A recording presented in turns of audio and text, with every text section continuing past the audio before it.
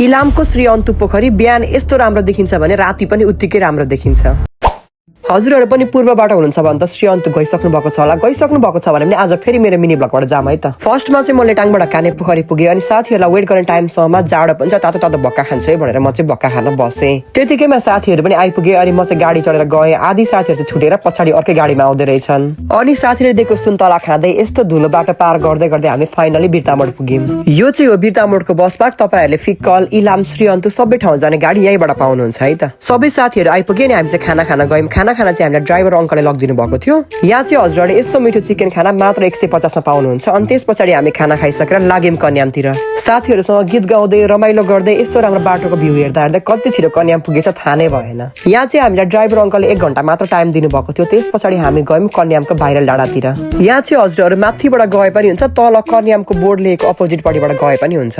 यो ठाउँ त हजुरहरु सबैलाई अफ कोर्स थाहा छ होला, टिकटकमा एकदमै भाइरल भएको छ। त्यही देखेर म पनि गएको हो। यहाँबाट देखिने यस्तो राम्रो भ्यूको त कुरै नगरौँ। अनि यति माथि आइसकेपछि हल्का फोटो खिच्ने, कुदेर भिडियो बनाउने त छोड्नु नै भएन। क्यामेरा फेस गर्न सक्ने साथीहरुलाई चाहिँ मैले देखाएँ। सबैको आफ्नै मस्ती छ। यहाँ क्यामेरा फेस गर्न नमान्नेहरुलाई चाहिँ मैले देखाइन है त। 1 घण्टामा टन्नै फोटो भिडियो खिचेर गाडीमा स्याउ खाँदै खाँदै हामी चाहिँ पुग्यौं फाइनली श्री अन्तु। अनि यो चाहिँ हो श्री अन्तु पोखरीको बेलुकाको भ्यू। बेलुका भन्दा पनि इभिनिङको। अनि दुई जनाको चाहिँ यहाँ माइत हिँडेको जस्तो यत्रो ठुलो झोला थियो, कुरै नगरौँ। अब श्री अन्तु पुगिसकेपछि हल्का इभिनिङको भ्यू पनि यसो एक्सप्लोर गर्ने पर्यो नि। पोखरी एरियातिर हल्का घुम्यौं, फोटो खिच्यौं, भिडियो बनायौं, रमाइलो गर्यौं। अनि गएर चिया खाना बसेको त चिया त पुरै सेलाएछ। मेरो पालो गुड पार 1 गुटकीमा खाइदिसके।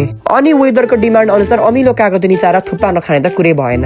यसो उसो गर्दा गर्दै साँझ परि गएछ। अनि हामीले क्याम्प फायर गर्यौं, साथीहरुसँग मस्त नाचेर रमाइलो गर्यौं। अनि हामीलाई कम्पनी दिन आन्टीहरु पनि जोइन हुनुभयो। आन्टीहरु पनि हाम्रो पूर्वकै हुँदो रहेछ। वेदरको डिमान्ड अनुसार खाने कुराहरु त खानै पर्यो, तर कोक चाहिँ मिस गर्ने कुरै भएन क्या। त्यसपछि पाल्लै पिलो हामी सेक्का बनाउन तर्फ लाग्यौं। आगो नबलेर हो कि धुवा धेरै भएर हो के भएर हो, सेक्का बनाउन चाहिँ एकदम गाह्रो भयो हामीलाई एकछिन। सुरुमा चिकनको, त्यसपछि पोर्कको गर्दै हामीले पाल्लै पिलो सेक्का बनायौं। त्यसपछि सेकुवा र चटपटेको कम्बिनेसन त झन् एकदम बेस्ट। हामी चाहिँ यहाँ अन्तु कटेजमा बसेको थियौं। यो चाहिँ नयाँ बनेको रहेछ, पोखरीकै साइडमा छ ठ्याक्कै।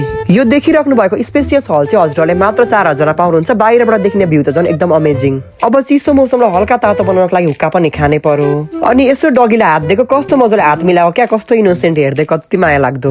अनि कचाक कुचुक खाएर पेट भरिहाल्यो। खाना चाहिँ हामीले खाइनौं अनि हिँड्यौं रातिको पोखरीको यस्तो राम्रो भ्यूलाई एक्सप्लोर गर्न। अनि यो फुल चाहिँ मलाई कस्तो एक्स्ट्रा लाग्यो क्या, सयपत्रीमा अर्को मिक्स भएको। त्यसपछि पोखरी घुमेर आउँदा आउँदै रातिको 11 बजिसकेको थियो नि। हामी चाहिँ सुत्यौं। बिहान उठ्न ढिलो भएछ, घाम हेर्न त गई भइहाल्यो। पहिला पनि 3-4 चोटि अलरेडी आएको भएर होला खासै उठेर घाम हेर्न जान मन लागेन। मैले चाहिँ अनि बाल्कनीबाट पोखरीको यस्तो खतरा भ्यू हेर्दै बसेँ। बिहानको सुरुवात चाहिँ कफीबाट भयो। अनि कफी खाइसकेपछि पोखरीको यस्तो राम्रो भ्यू इन्जोय गर्दै गर्दै सबैजना लाग्यौं बोटिङ गर्न। श्री अन्तु धेरैपल्ट आए पनि बोटिङ चाहिँ मेरो फर्स्ट टाइम थियो। यहाँको बोटिङ गरेको प्राइस